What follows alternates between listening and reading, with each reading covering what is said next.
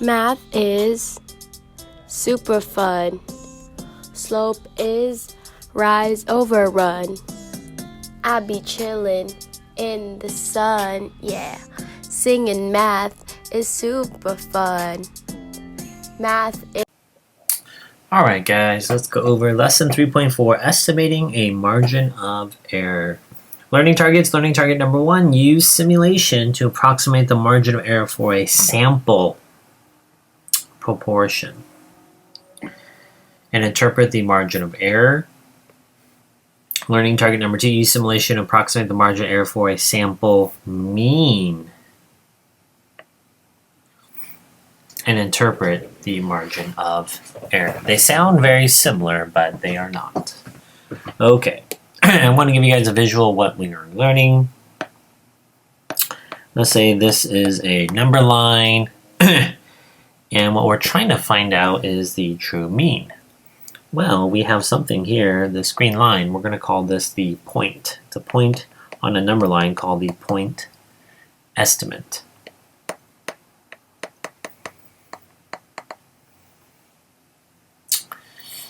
And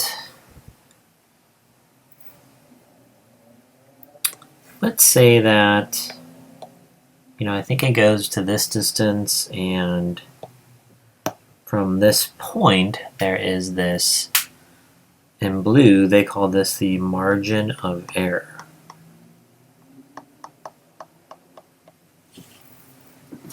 So it can go higher, it can go lower is the margin of error, and we're trying to get that point estimate. Okay? All right, so that leads us to learning target number 1, the margin of error of an estimate describes how far at most we expect the estimate to vary from the true population value. Let's pretend that green point there is the true COVID positivity rate in all of the United States. But there might be some margin of error, room for error, right? The estimate that we have, we can go higher or lower. It can't be exact. We don't know that true exact number. We're always trying to find it. Okay, let's try to estimate the margin of error for a sample proportion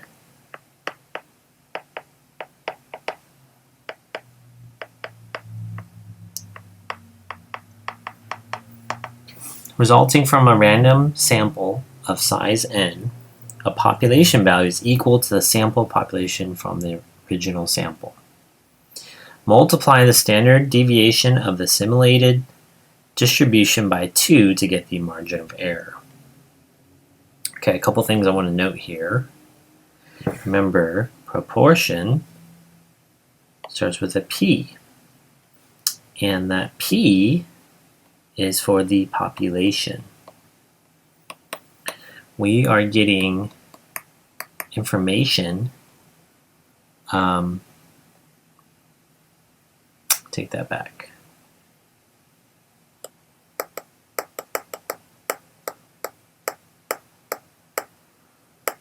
I was thinking of parameter, wrong.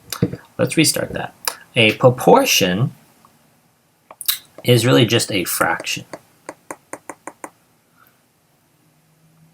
Like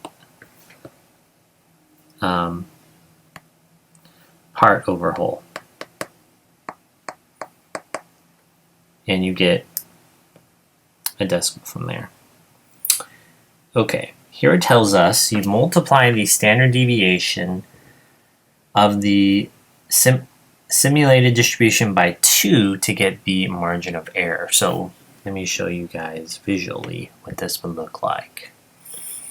We already talked about in our visual the margin of error. So this point here would kind of be our sample, in this case, sample proportion plus the margin of error. And this over here would be the sample proportion minus the margin of error. So this length here is really the margin of error, ME. So this whole interval width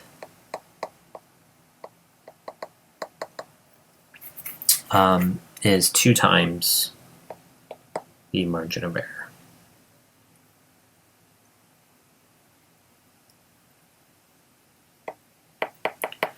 Now later on, it tells us to multiply the standard deviation. For right now, I'm going to use, it's a sample. So I'm going to use Sx times 2 to get the margin of error. Okay? All right, let's do an example, and of course examples will make sense. Can't buy me love, or can you? A recent Harris poll, or just ways of getting information from people, surveyed a random sample, SRS, of 2,232 US adults. Overall, 33% of the people in the sample somewhat or strongly agree that they expect to receive gifts on Valentine's Day. The dot plot shows the proportion who somewhat or strongly agree that they expect to receive gifts on Valentine's Day. In each of the 500 random samples of size 2,232 from a population where 33% would somewhat strongly agree. Alright, so I'm missing the graph here, so I just kind of put one at the bottom. But you guys remember that Reese's Pieces machine? Well, that's what the machine is kind of simulating what would happen. And the big idea is we're saying that 33% do expect something. Other times where the simulation will have less down here, yeah, or more, yes. Okay. Use the results of the simulation to approximate the margin of error for the Harris's poll estimate of the proportion of U.S. adults who somewhat or strongly agree that they expect to get Valentine's gifts. Okay? So, I'm going to use, my pen's not on, this one.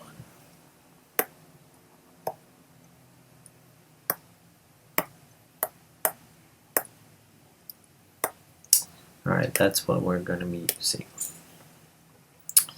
And the standard deviation is 0.011. And if I multiply that by 2, then I'm going to get a value of 0.022.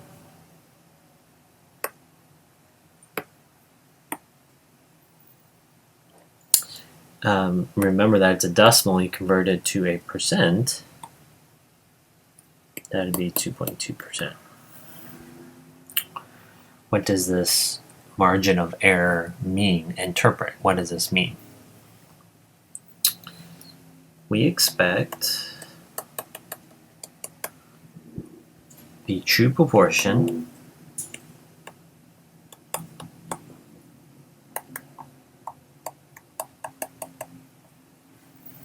of all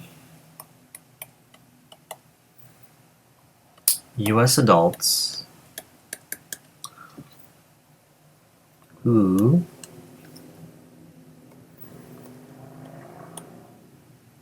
somewhat or strongly agree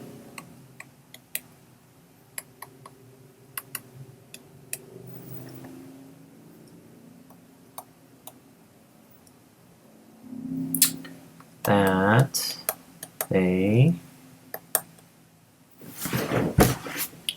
expect to receive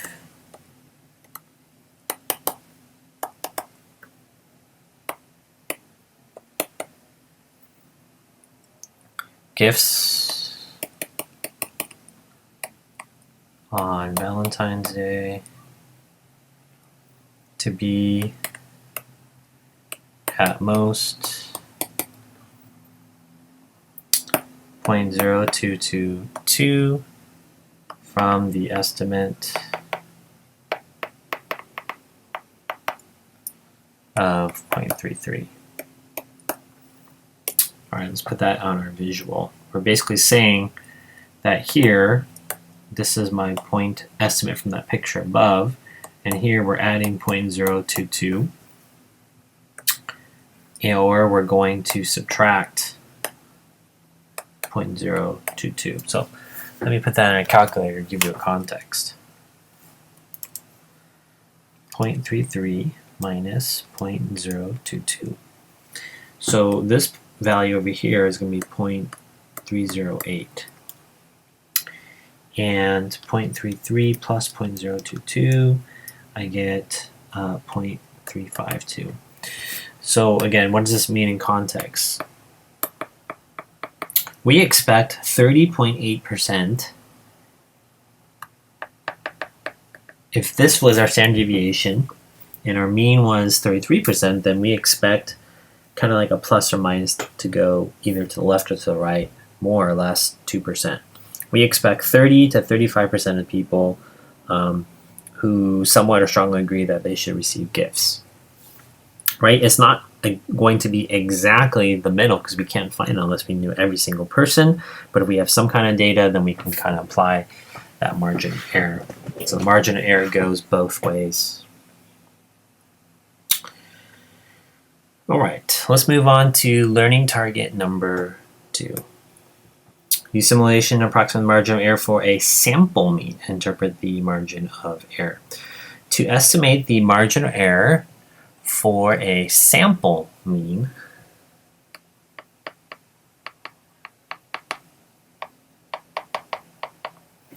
resulting from a sample size of size n, we need to do two things. Simulate the distribution of a sample mean for many random samples of size n taken with replacement from the original sample, and 2, multiply the standard deviation of the simulated distribution by 2 to get the margin of error. So you're doing the same thing. What's the only difference between the two? The other one was a proportion, which was a fraction, or in our last example, it was actually a decimal, right? A mean is just going to be a number. Okay, so we're going to do the same thing. All right, there's the nice picture. Example 2, are we there yet? One question in the census at school survey is, how long does it usually take you to get to school? Students were instructed to round to the nearest minute. Here is a random sample of responses from 20 U.S. students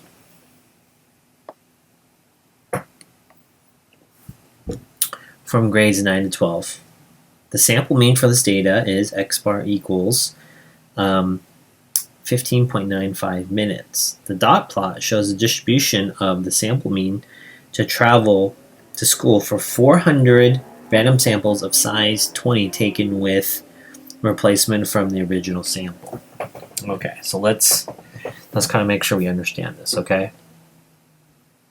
All right, let's say it says we're going to each school. So let's just say I take 20 students at Savannah, and I figure out what their drive time is. And maybe a lot of people just, there's Savannah right there, okay? Then I go to Loera, and I take 20 students there, right? So that's one, that was Savannah, and now I go to Loera. I ask, and maybe theirs is right there. And then I go to Magnolia, right? That's the third sample, and I ask them, right? So the computer's kind of doing that for us. But does that make sense? I keep going to different schools. I go to Oxford, and I ask what their. I take 20 random students, and I ask them what is their commute to school, right? And maybe theirs might be, I don't know, something like this. And you do that to 400 schools, okay? So it's a lot of schools.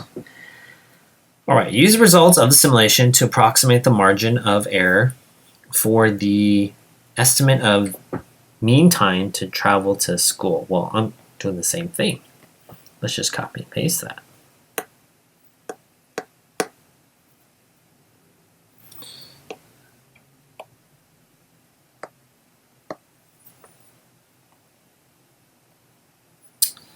Oh, we didn't have it here, so you can put it here. That's the same thing, right? Taking standard deviation multiplied by 2.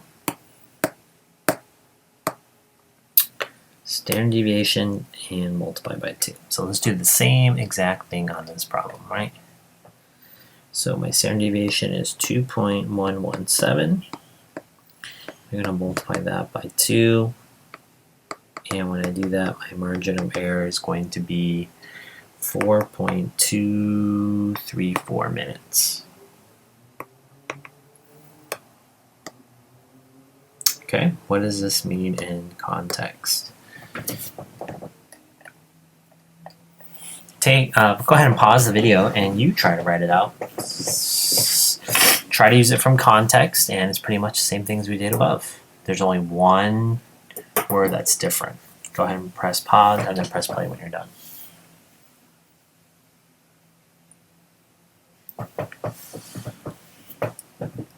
All right, here's my sentence. We expect are we taking a proportion or a mean here? We are taking the mean, so the true mean. Capitalizing it, and I'll show you later. The true mean travel time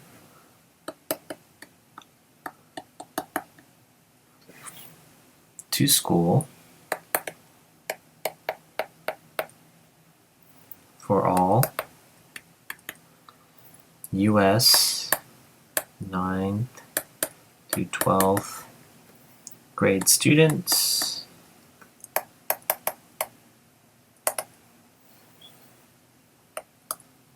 who took the census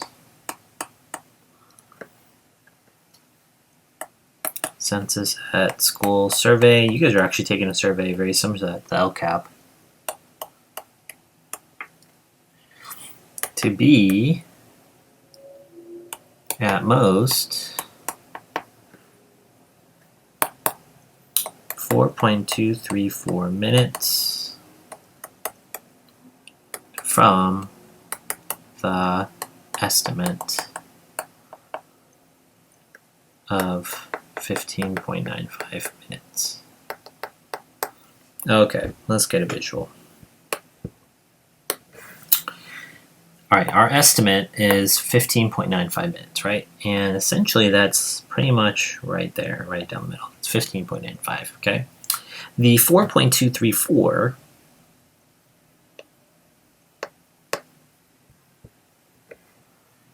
sorry, the pen's going out. This number is going in this direction, right? We're saying the margin of error means, you keep taking a lot of samples, it can go in either direction. Okay? All right, let's go to the next page and try that example. All right, you try example number 3. Figure out if we're using a proportion or a sample, and then answer those questions, and then when you're done, press play.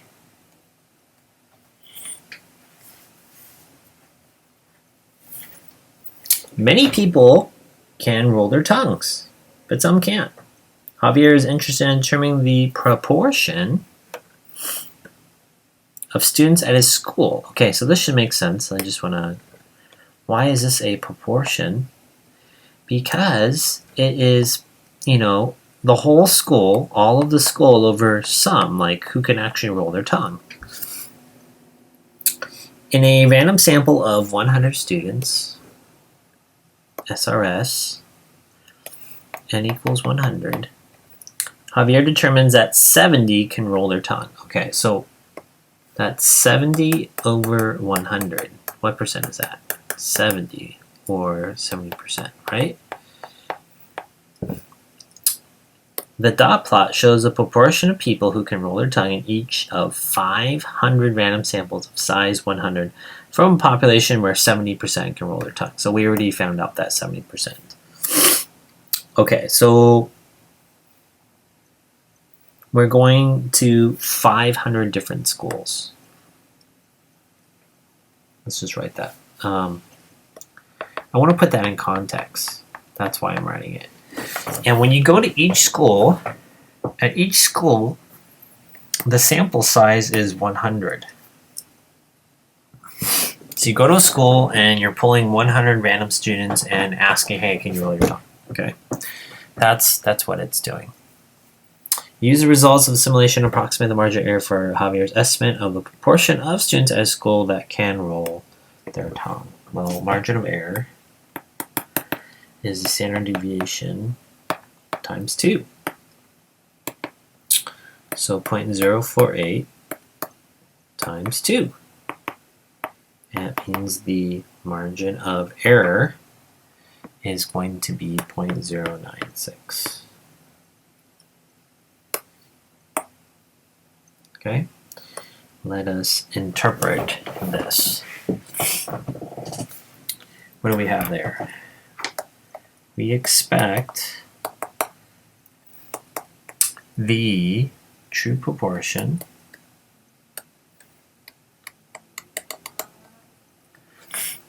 of students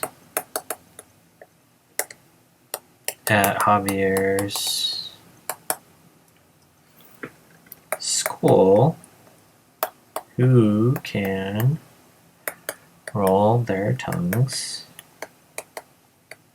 I kind of can. I think mine's a taco. I don't know if that's what Javier is referring to, like rolling your tongue. To be at most 0.096 from the estimate of 0.70. Okay, let's mark out the picture and hopefully this makes sense. The estimate of 70 is right down the middle. That's what he has at his school, and he's assuming if you take 500 other schools that this is going to happen. Well, this is actually a big spread. Okay, and what color am I using? 0.996 is, remember, 1, 2 is 9.6%. So they're saying,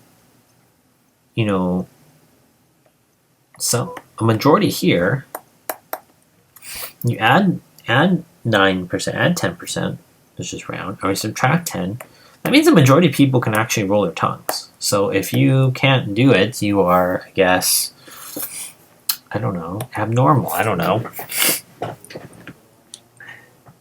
But I kind of wanted to show that, well, the standard deviation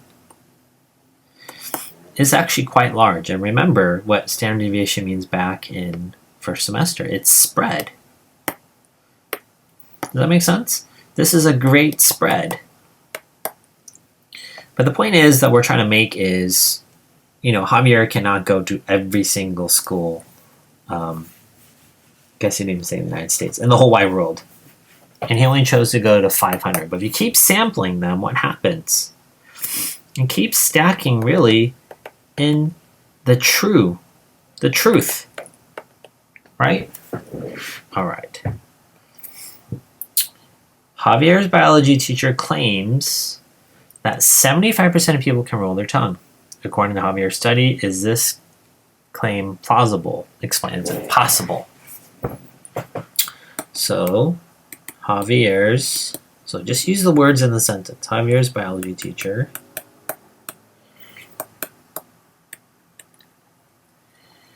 claims that 75% of people can roll their tongue. So let's take a look at that. Let's use purple. I'll use the highlighter. 75. Purple. 70. Purple. I'm going crazy. Am I going crazy? Purple. There we go. Okay, so 75% would be over here. Is that way out there? I don't think so. It's not too bad.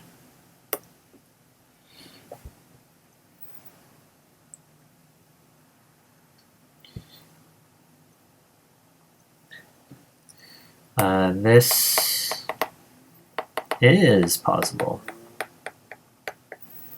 because according to the sample, there's two C's in there.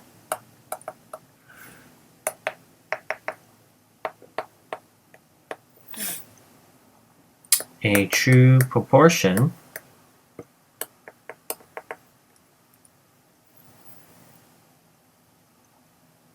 could range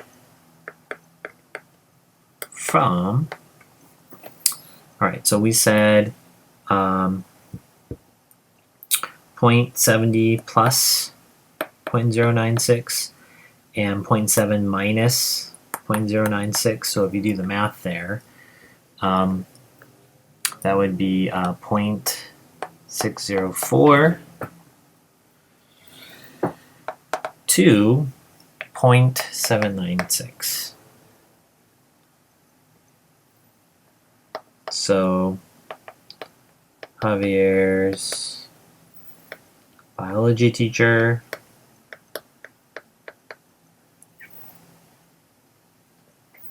is within the range and plausible. Or, I know another word, possible. Okay? All right. Explain how Javier could decrease the margin of error. So that's a lot of error, isn't it? So here's a big idea. Let's see if you're getting it. Basically, if you think about margin of error, how do you decrease variability? Should you just threaten everybody and just say, you must answer, you must roll your tongue? No. Javier can do what? Javier could decrease the margin of error by increasing the number of students in the sample. Okay, just think about this, guys. And think back to Savannah, okay? Savannah has, borderline over the years, almost 2,000 students, okay? So instead of surveying 100 students, he does 150, 200 students, 1,000 students. Of course, the best would be to do every single person at Savannah. Every rebel, stick out your tongue, show me if you can roll your tongue. That's 2,000 people. But remember, this is the point of statistics. This is the point of sampling distribution so far that we've been learning really in this chapter. It's just not practical. It would take a lot of time. Some people would be absent or might have been sick if he's surveying them. So of course, surveying every single person would give us the true mean or the true proportion. What is this number right down the middle? But it's just not, most of the time it's not practical, right? Javier would spend the whole year trying to go to every single student, right, to get that done. All right, so let's review. In our learning targets, we basically figured using simulation to figure out the margin of error for both a sample proportion, so just a fraction, and a mean, or just a number, and interpreting that in context. Okay? Now you guys can try your homework. Math See you guys. is super fun. Slope is rise over run. I be chillin' in the sun, yeah. Singing math is super fun. Math is super fun. Slope is rise over run. I be chillin' in the sun, yeah. Singing math is super fun.